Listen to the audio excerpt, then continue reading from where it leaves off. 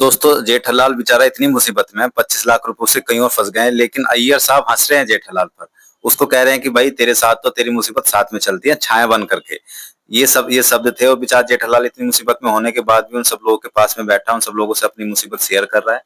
अब इतनी बात सुनकर जेठलाल बहुत ज्यादा गुस्सा हो जाता है अय्यर भाई पर। अब सोसाइटी के जितने भी लोग थे वो सोडी के घर पर बैठे थे कुल्फी पार्टी करने के लिए। अब जेठालाल घर से आ नहीं रहा तो सब लोग सोच रहे कि जेठालाल के घर चलते हैं, उसकी मुसीबत पूछते हैं। अब वो मुसीबत क्या बताएगा बेचारा, उसको कोई सोल्व भी नहीं कर सकता। मामला पूरे 25 लाख का है और छोटी मोटी रकम नहीं है। इतने पैसे ना तो सोसाइटी वाले जुटा सकते हैं, ना जेठालाल कहीं और से ला सकता, क्योंकि सारे रास्ते जेठालाल के हो गए हैं बंद।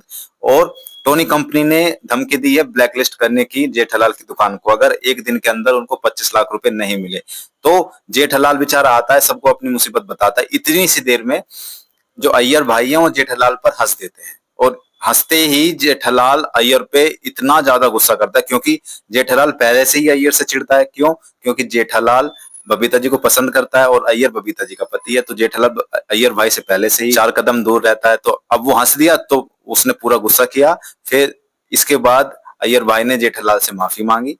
सभी जो जितने भी गोकुल धाम वासी थे सभी लोगों ने मामला शांत किया, फिर सब लोग बैठे। तब जेठलाल ने सारी बात ए टू जेड अपने दोस्तों को बताई। दोस्तों जब आप लोग ये वीडियो देख रहे होंगे तो नीचे सब्सक्राइब का एक लाल बटन होगा, प्लीज उसको दबा दीजिए, आपने अभी तक नहीं दबाया है। हाँ हाँ, नीचे वीडियो के राइट साइड पे आपका लाल सब्सक्राइब का बटन होगा, उसको दबा दीजिए। बहुत मोटिवेशन मिलता है मुझे वहां से, उसकी मुझे बहुत ज्यादा जरूरत है। प्लीज दबा दीजिए, प्लीज प्लीज। ये बिल्कुल सही बात है कि बिजनेस करना इतना आसान नहीं है। कहाँ से पेमेंट आ रहा है, कहाँ से जा रहा है। अब कुछ पार्टियों ने जेठालाल को पेमेंट नहीं करा तो इसी वजह से वो टोनी कंपनी को पेमेंट नहीं कर पाया। अब उसके बिजनेस में हो गया लॉस। 25 लाख का लॉस तो नहीं कह सकते, लेकिन ये कह सकते हैं कि उसकी इज्जत खतरे में आ गई। उसने जो इज्जत बनाई है अपनी पूरी सोसाइटी में, इलेक्ट्रॉनिक्स की मार्केट में, वो खतरे में आ गई कि जेठालाल 25 लाख रुपए नहीं दे पाया टोनी कंपनी के जो उस पर उधार थे। जेठालाल बेचारा सबको अपनी मुसीबत बता रहा। उधर हाथी भाई को कुल्फी की पड़ी है कि कब कुल्फी आए और मैं कब खाना शुरू करूं, क्योंकि हाथी भाई को खाने के अलावा तो कुछ दिखता नहीं है।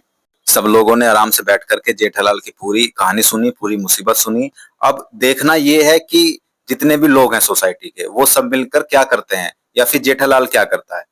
मुझे तो लगता है चालू पांडे जी का सहारा लेंगे और जो टेकचंद का जो छोटा बेटा है जिसके पास पैसे रखे हैं वो देगा नहीं 25 लाख रुपए जेठालाल को। और सारे रास्ते बंद हो चुके हैं जेठालाल के पैसे के।